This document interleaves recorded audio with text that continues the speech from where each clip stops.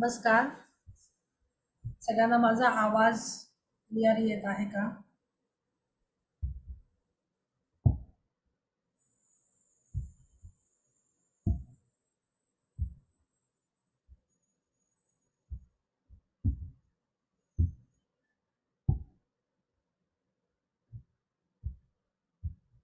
Okay, perfect.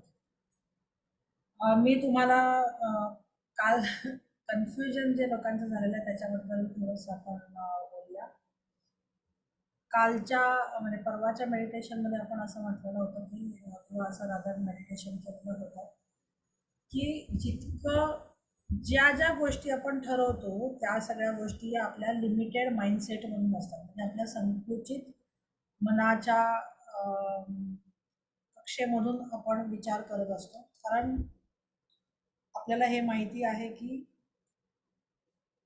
अनेक गोष्टी जगामध्ये अशा आहेत ज्या आपल्याला माहिती नाही आहेत आणि हेही आपल्याला माहिती नाही आहे की ते आपल्याला माहिती नाही. काही गोष्टी अशा आहेत ज्या माहिती नाही आहेत आणि आपल्याला त्याचं ज्ञान आहे की आपल्याला त्या गोष्टी माहिती नाही आहेत.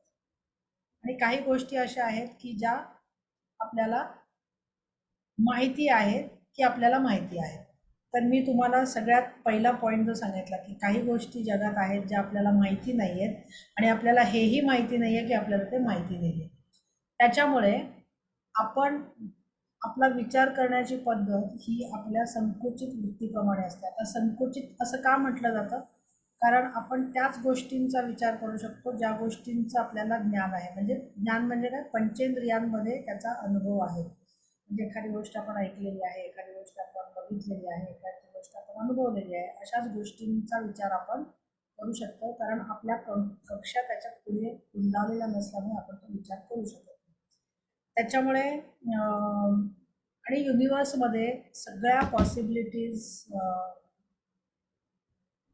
उपलब्ध आहेत, म्हणजे सगळ्या शक्यता उपलब्ध आहेत. म्हणजे मला जर 1 करोड रुपये कमवायचे असतील तर ते 1 करोड रुपये कमवणं सहज शक्य आहे. पण आपण लिमिटेड माइंडसेटमधून की माझ्याकडे हे नाही, माझ्याकडे ते नाही, मी हे करू शकत नाही, ते करू शकत नाही, असं आपण शरीराने बांधले असल्यामुळे किंवा आपल्याला लिमिटेड ज्ञान असल्यामुळे आपण त्या मोठ्या गोष्टीचा विचार करू शकतो. आता तुम्हाला कन्फ्युजन असं झालेलं आहे की मी तुम्हाला सांगितलं की आपलं जो इंटेलिजन्स आहे, म्हणजे आपला जो माइंडसेट आहे त्याच्यापेक्षा एक हायर इंटेलिजन्स जो आहे, म्हणजे युनिव्हर्सल माइंड आहे, हे खूप व्यापक मोठं आणि सगळ्या प्रकारच्या शक्यता तिथे आहेत. तर आपण त्याच्यावरती विश्वास ठेवला पाहिजे किंवा रादर आपण त्याला सरेंडर झालं पाहिजे. कारण त्या आपल्यापेक्षा जास्त मोठा प्लॅन हा युनिवर्स करू शकतो. असं आपलं ते मेडिटेशन होतं किंवा असा मी तो विचार मांडलेला होता. त्याच्यावरती आपण ध्यान केलं होतं आणि त्याच्याची प्रॅक्टिस करायला सांगितलं होतं. आता तुमचं कन्फ्युजन असं झालं की परत हे आपल्या लिमिटेड माइंडसेटमुळेच या सगळ्या शंका आपल्या डोक्यात येतात की मग गोल कसा ठरवायचा. तर मी ह्याचं उत्तर अतिशय चांगल्या पद्धतीने तुम्हाला लॉ ऑफ अट्रॅक्शनच्या वर्कशॉपमध्ये शिकवलेलं आहे. ज्या लोकांनी इथे लॉ ऑफ अट्रॅक्शनचा वर्कशॉप केलेला आहे त्यांना ह्याचं उत्तर माहिती असेल की मी तुम्हाला एक उदाहरण दुसऱ्या का तिसऱ्या सेशनमध्ये दिलेलं की उदाहरणार्थ मी गोल ठरवलेला आहे. आपण गोल कशासाठी ठरवतो? कारण आपला जो ब्रेन असतो त्याला एक अँकर लागतो. अँकर लागतो म्हणजे त्याला एक काय म्हणतात, दिशा लागते की मला उजवीकडे जायचं आहे, डावी. म्हणजे जर मला माहितीच नसेल, म्हणजे एखादं जहाज आहे ते बंदरातून निघालं आहे आणि त्या जहाजावर कॅप्टनच नसेल तर ते जहाज कुठे जायचं त्याला माहिती नसणार की कुठे जायचं, उजवीकडे जायचं डावीकडे जायचं. जसं गाडी आहे, आपण गाडीत बसलो आणि आपल्याला माहितीच नाही नाशिकला जायचं आहे, नागपूरला जायचं आहे, दिल्लीला जायचं आहे की आणखीन कुठे जायचं. तर आपल्या मेंदूला तशाच पद्धतीने दिशा लागते आणि त्या दिशेसाठी म्हणून आपण गोल ठरवतो. आता आपण गोल असा ठरवलेला आहे की मला अमुक अमुक पद्धतीची नोकरी हवी ज्याच्यातून माझं इन्कम हे 20,000चं आत्ता जे इन्कम आहे ते मला 50,000चं हवं आहे किंवा 40,000चं हवं आहे, असा आपला गोल आहे असं समजूया. आता हा गोल मेंदूसाठी, ब्रेनसाठी आवश्यक आहे. हे सगळं ब्रेन सायन्स आपण पूर्णपणे शिकलेलो आहोत. तरी सुद्धा तुमच्या कन्फ्युजन दोघा तिघांनी प्रश्न विचारले म्हणून मी परत एकदा सांगते की आपल्या मेंदूला हे अँकरिंग लागतं की माझा गोल आहे की मला नोकरी मिळाली. मी हे उदाहरण लॉ ऑफ अट्रॅक्शनच्या वर्कशॉपमध्ये दिलेले, परत तेच मी इथे रिपीट करते की माझं उत्पन्न आता 20,000चं आहे आणि मला ते 40,000 किंवा असं समजूया 50,000चं हवं आहे. आता काय होतं की मी हा गोल ठरवलेला आहे किंवा मी हे व्हिज्युअलायझेशन करत आहे किंवा मी हे विचार केलेला आहे की मला हे हवं आहे म्हणून. आणि मग मी तशा प्रकारच्या भावना, तशा प्रकारच्या गोष्टी ब्रह्मांडामध्ये पाठवत असते सो दॅट माझ्या फ्रिक्वेन्सी मॅच होऊन मला तशा प्रकारचा जॉब माझ्या आयुष्यात येईल. हे करत असताना जसं फॉर एक्झाम्पल आपण एखाद्या हॉटेलमध्ये जातो आणि तिथे अनेक प्रकारचे मेनू बघून आपण एक मेनू ठरवतो आणि मग तू सांगतो की मला इडली हवी आहे, डोसा हवा आहे किंवा काय सँडविच हवं आहे. आणि ते गेल्यावरती आपल्याला विश्वास असतो की आपल्याला ते मिळणार आणि आपण मस्तपैकी बसून राहतो आणि मग ते येण्याची वाट बघतो. इथे काय होतं, इथे आपण एखादी गोष्ट ठरवतो आणि ती ब्रह्मांडाला आपण सांगतो किंवा आपण ते ऑर्डर प्लेस करतो आणि मग नंतर आपल्याला डाऊट तयार होतात आपल्या आतमधल्या नकारात्मकतेमुळे की होईल की नाही, होईल की नाही होईल. आता आपण हा गोल ठरवलेला आहे की 40,000चा मला जॉब मिळालेला आहे आणि हे होत असताना, हे मॅनिफेस्ट होत असताना अचानकपणे काय होतं की माझा असलेला जॉब सुद्धा माझ्याकडनं जातो आणि 20,000 रुपये जे माझं आता इन्कम होतं तेही शून्यावरती येतं. हे झाल्यावरती मला डोक्यामध्ये काय विचार म्हणजे एक असतं की 40,000चा जॉब इकडे येत आहे आणि त्याच्यामध्ये तो येत असताना हे होण्याच्या आधी इकडचं असलेलं इन्कमच माझं थांबतं आणि मग मला असं वाटायला लागतं की अरे बापरे, म्हणजे मी 40चा विचार केलेला तर 40 तर सोडून द्या, पण जे 20 जे मिळत आहेत ते पण आपल्या हातातून गेले. असं आपल्या बऱ्यापैकी सगळ्या लोकांना असं वाटेल. म्हणजे आपण आपल्या लिमिटेड माइंडसेटमधून कसा विचार करतो ते मी सांगण्याचा प्रयत्न करतो की 40,000चा जॉब येत आहे, येऊ घातलेला आहे, परंतु ते होण्यासाठी असं काय डायरेक्ट आपल्या मांडीवर किंवा आपल्या कानात येऊन किंवा आपल्या ईमेलने युनिवर्स पाठवणार ना की हा जॉब इथे करा. ते होण्यासाठी काही घटना घडतील, काही व्यक्ती आपल्या आयुष्यात येतील, मग आपण त्यांच्याशी भेटून कनेक्ट होऊन आपण तिथपर्यंत पोहोचू. पण ती प्रोसेस होत असताना अचानकपणे आत्ता आहे ती पण गोष्ट हातातून गेली तर आपण लगेच त्याच्यावरती डाऊट घ्यायला लागतो. त्यामुळे त्या कॉन्टेक्स्टमध्ये मी तुम्हाला सांगते की आपला विश्वास पाहिजे की मी विचार केला त्याच्यापेक्षा मोठा विचार किंवा मोठी गोष्ट, मोठं प्लॅनिंग हे ब्रह्मांडाकडे आहे आणि माझा त्याच्यावरती विश्वास असला पाहिजे.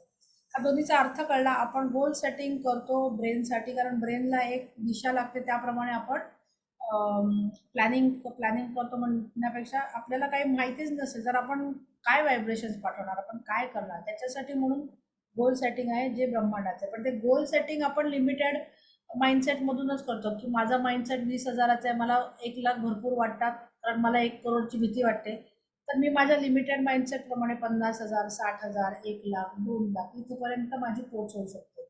पण मी 2 करोड, 3 करोड, 100 करोडचा विचार करण्याची पात्रता माझी नाही आहे, कारण माझा विचारच तिथपर्यंत पोचत नाही. ह्याला म्हणतात लिमिटेड माइंडसेट. जसा जसा तो माइंडसेट मोठा होत जातो, ओपन होत जातो, तसं तसं आपण त्याची उंची गाठत जातो. कुठलेही गोल ठरवताना आपण लिमिटेड माइंडसेटमधूनच करत असतो. कुठल्याही गोष्टी ठरवताना स्वप्न सुद्धा आपण आपल्या लिमिटेड माइंडसेटमधूनच स्वप्न बघत असतो. जरी मोठी स्वप्न बघायला पैसे नाही लागत तरी सुद्धा आपण आपल्या विचारांप्रमाणे, कुवतीप्रमाणेच स्वप्न बघत असतो. म्हणून असं म्हटलं जातं की आपण आपल्या लिमिटेड माइंडसेटप्रमाणेच गोल ठरवतो. त्याच्यात चुकीचं काही आहे असं काही नाही, किंवा चुकीचं आणि बरोबर ॲक्च्युली काही नसतं. तुम्हाला जे पाहिजे, तुम्हाला 10,000 पाहिजे, 10,000 मिळू शकतात. 1,00,000 पाहिजे, 1,00,000 मिळू शकतात. जरूर नाही की सगळ्यांना 1 करोड पाहिजेत म्हणून. सांगण्याचा मुद्दा असा आहे की तुम्हाला जे हवं आहे ते मिळू शकतं आणि तुमच्या नशिबात किंवा तुमच्या आयुष्यात ब्रह्मांडाकडे तुमच्या लिमिटेड माइंडसेटपेक्षा हे जे युनिव्हर्सल माइंड आहे हे खूप मोठं आहे. त्यामुळे त्याच्यावरती विश्वास ठेवून त्याच्यावरती आपण हे केलं पाहिजे. म्हणजे जसं म्हटलं की 40,000चा जॉब येऊ घातलाय, पण मी 20,000चा जॉब गेल्यामुळे दुःख करत बसले आणि त्या 40,000मुळे मी त्याची वाट बघण्यापेक्षा, ते पेशन्स ठेवण्यापेक्षा मी माझे फ्रिक्वेन्सी म्हणजे माझे व्हायब्रेशन बदलले गेले. कारण मला दुःख झालं, राग आला, फ्रस्ट्रेशन आलं, हे नाही, हे पण गेलं, ते पण गेलं, असं करून मी माझा ट्रॅक चेंज केला आणि म्हणजे मी फ्रिक्वेन्सी पाठवली की मला निगेटिव्ह फ्रिक्वेन्सी पाठवली आणि मग आहे ते पण आपण परत पोस्टपोन करतो. हे दोन्हीचा अर्थ कळलेला आहे का सगळ्यांनी? ऑफकोर्स आपण कायम लिमिटेड माइंडसेट मधूनच ऑपरेट करत असतो. समजलं ना, दोन्हीचं कन्फ्युजन नको.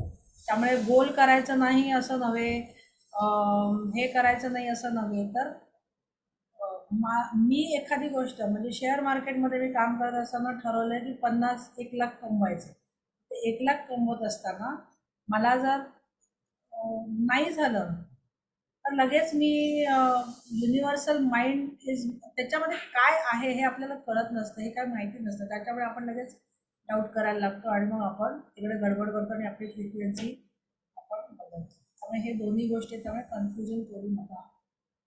ओके, त्याच्यामुळे आपण आता आपल्या मेडिटेशनला सुरुवात करूया.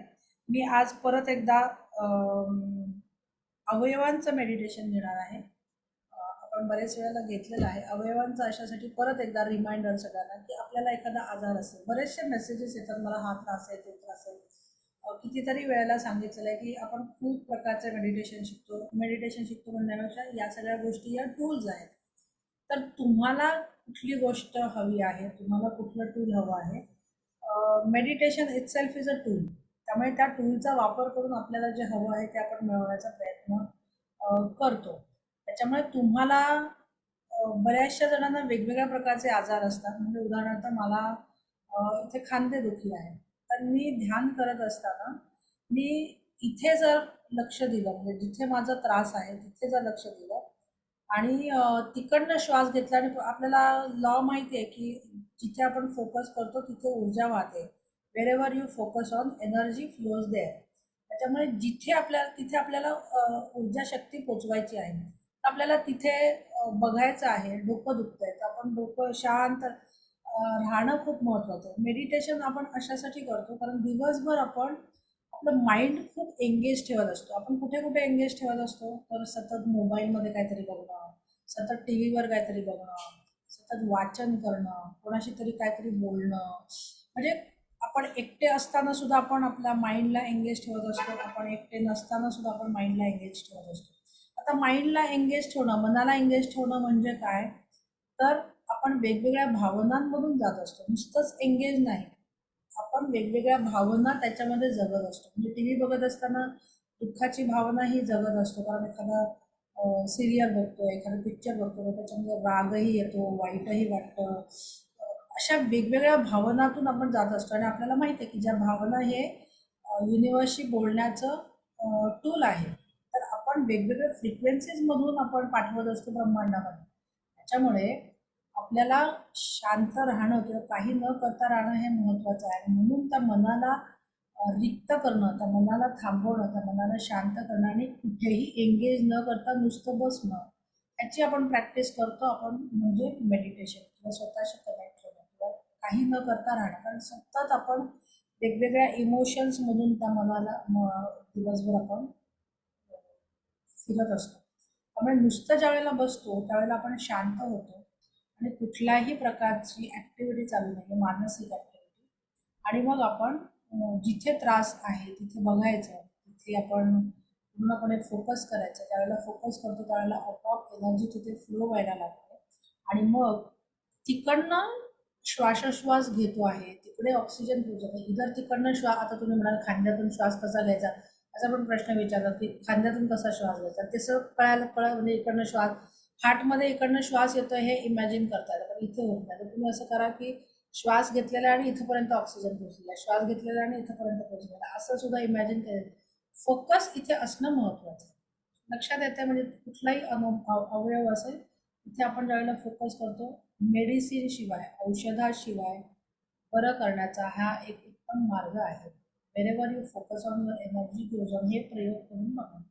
तुमचा एखादा पाय दुखतोय, गुडघा दुखतोय, पाठ दुखते किंवा कुठेतरी पेन आहे, आपल्या मसल्स, स्नायू अडकलेले असतात आणि आपल्याला वागता येत नाही, काही करता येत नाही, तिथे त्या ठिकाणी आपण त्रास होणार, अरे बापरे किती त्रास होतो, काही कळत नाही आहे, असं होतं तसं होतं, हे सगळं करण्यापेक्षा लगेच तिथे फोकस करायचं आणि मग बघा काय जादू होते.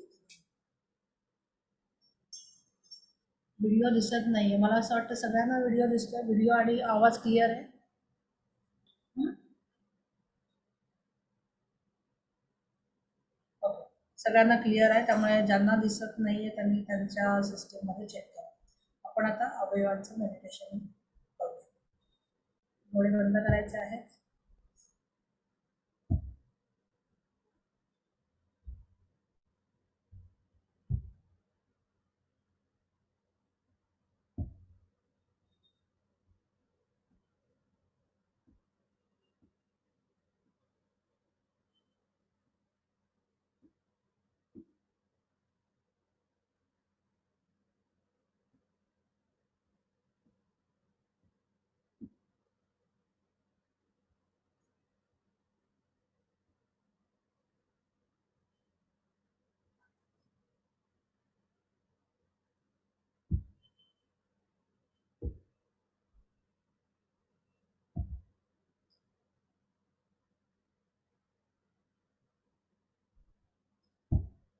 डोक्यापासून पायाच्या अंगठ्यापर्यंत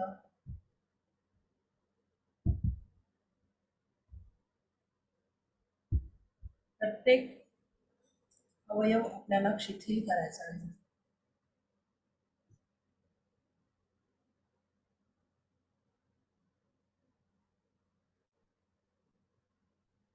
डोकं रिलॅक्स,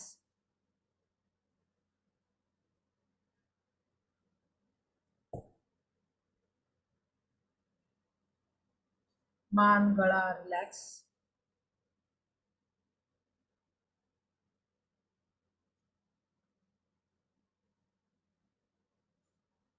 चेहऱ्याचे स्नायू, फेशियल मसल्स रिलॅक्स.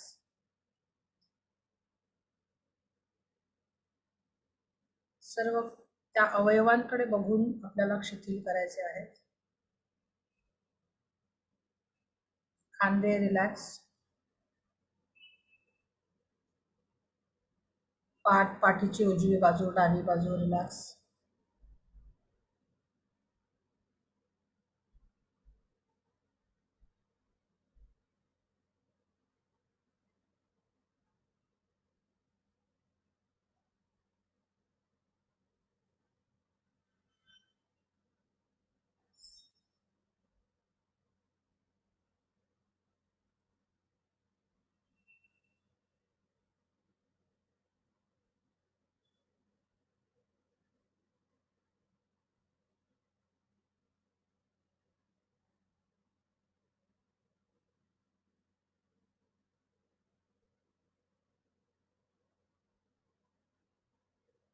दोन्ही हात रिलॅक्स,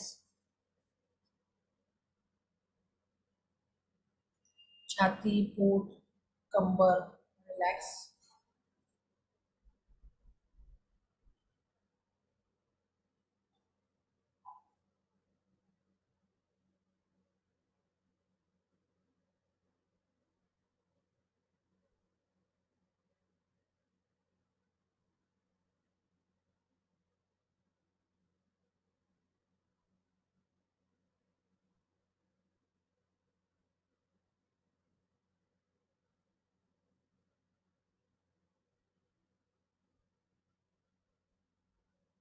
दोन्ही पाय रिलॅक्स,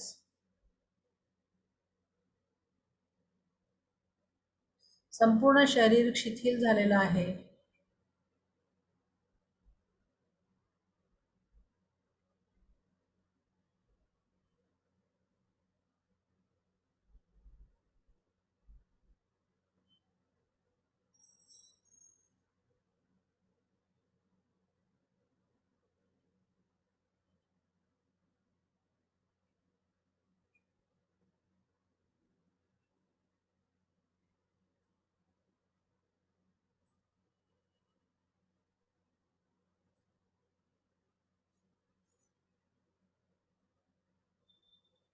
आपल्याला आपलं वजन जाणवत नाही आहे. पूर्णपणे हलकं वाटत आहे आणि शरीराचा विसर पडत चाललेला आहे. आपण आपल्या श्वासावरती लक्ष द्यायचं आहे.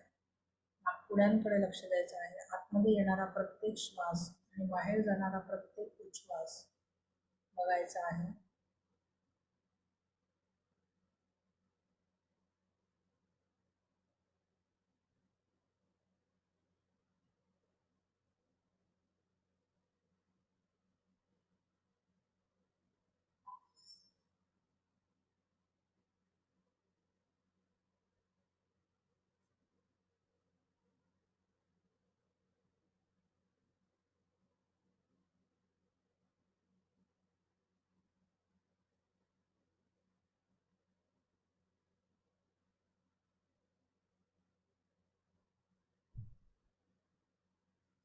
ज्या वेळेला आपण श्वासाकडे लक्ष देतो,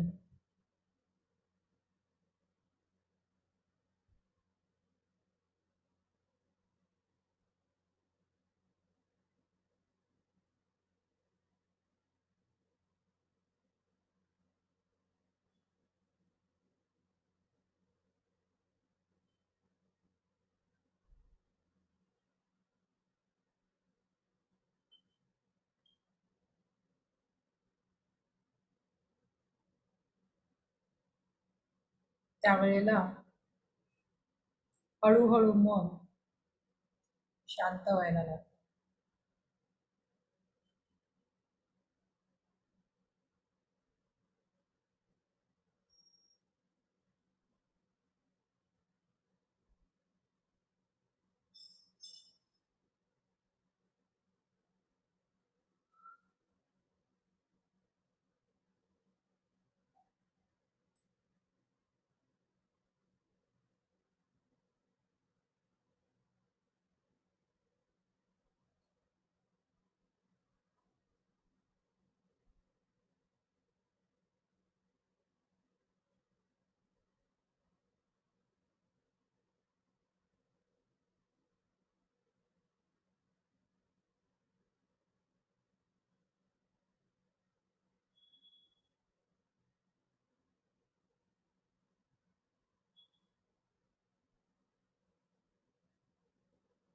शरीर स्थिर झालेलं आहे, मन शांत झालेलं आहे.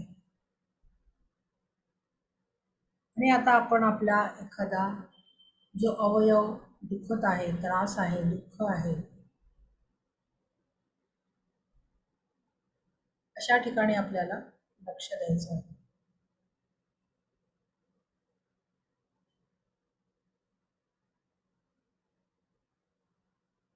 जी काही शारीरिक व्याधी आहे त्या ठिकाणी लक्ष देऊन संपूर्ण ऊर्जा तिथे केंद्रित करायची आहे. म्हणजेच आपण ज्या वेळेला तिथे लक्ष केंद्रित करतो तिथे ऊर्जेचा प्रवाह जातो. wherever you focus energy flows.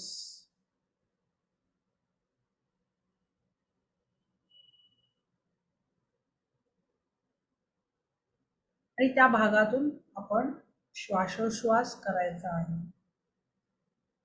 उदाहरणार्थ जो भाग दुखत आहे म्हणजे गुडघे दुखत आहेत तर त्या गुडघ्यामध्ये आपण हात ठेवू शकतो आणि पूर्णपणे फोकस करून इकडे श्वास आपण आतमध्ये घेत आहे आणि बाहेर सोडत आहोत असं बघू शकतो. किंवा आपण नाकाने श्वास घेऊन पूर्णपणे ऑक्सिजन तिथेपर्यंत पोचलेला आहे, संपूर्ण ऊर्जा तिथेपर्यंत पोहोचत आहे आणि तिकडचा भाग हळूहळू हील व्हायला सुरुवात झालेली आहे. असं आपण पुढची 3 मिनिटं फोकस करायचा आहे कुठल्याही त्या अवयवावर.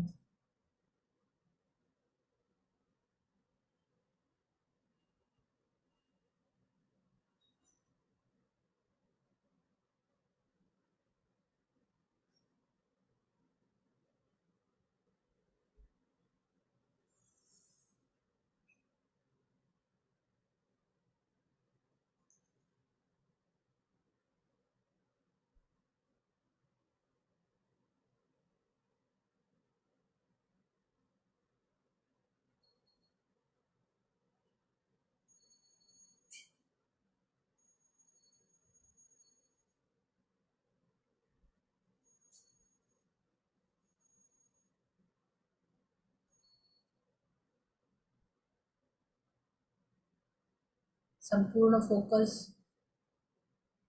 श्वास चालू ठेवायचा आहे.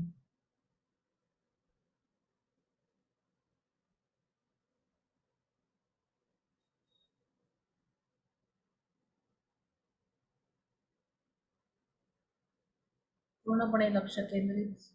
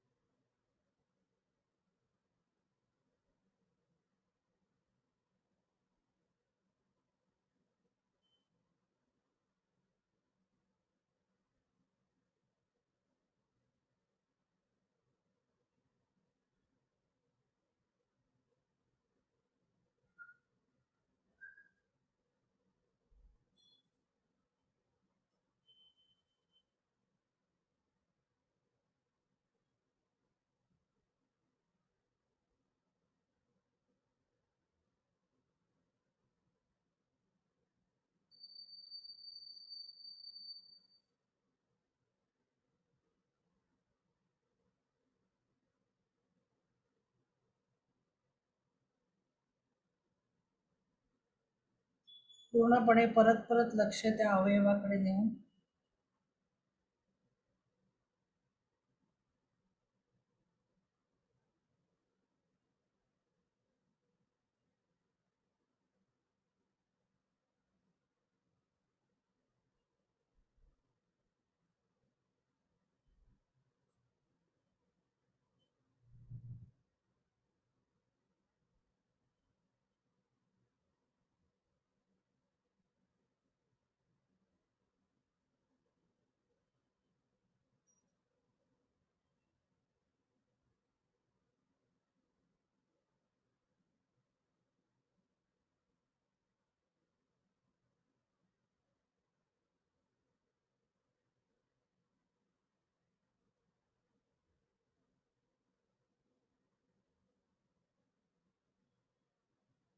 आता आपलं लक्ष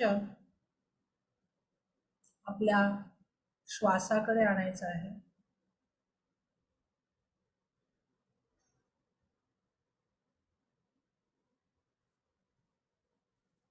आपला अवयव पूर्णपणे हील झालेला आहे, त्यासाठी धन्यवाद द्यायचे आहेत त्या ऊर्जेचे, त्या वैश्विक ऊर्जेला धन्यवाद द्यायचे आहेत.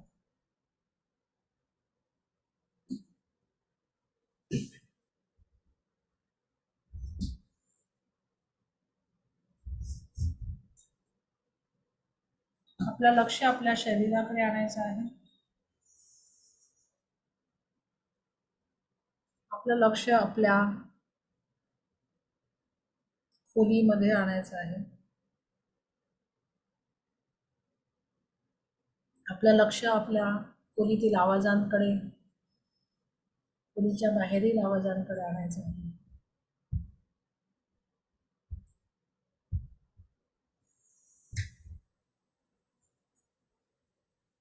आणि मग दोन्ही हाताचे तळवे एकमेकांवर घासून आपल्या डोळ्यांवर ठेवायचे आहेत. 5, 4, 3, 2, 1 आणि मग डोळे उघडायचे. ही प्रॅक्टिस तुम्ही कधी पण, म्हणजे हे मेडिटेशन असं नाही, तर तुम्ही कधीही कुठलाही अवयव दुखत असेल, त्रास होत असेल, तर हा प्रयोग करून बघा की आपली ऊर्जा तिथे केंद्रित करायची, म्हणजे तिथे आपण फोकस करायचा आणि मग तिथे बघायचं. मग त्याच्यानंतर तुम्हाला लक्षात येईल की आपला अवयव तिथे दुखायचा थांबलाय किंवा मसल्स क्लिअर झाले किंवा अडकल्यासारखं असेल तर हे हळूहळू मोठ्या आजारावरही करू शकता हिलिंगसाठी म्हणून. तर हा एक वेगळा प्रयोग तुम्ही करून बघू शकता. त्यामुळे आजचं सेशन आपण इथेच थांबवत आहोत. परत एकदा भेटूया पुढच्या मंगळवारी. तोपर्यंत धन्यवाद.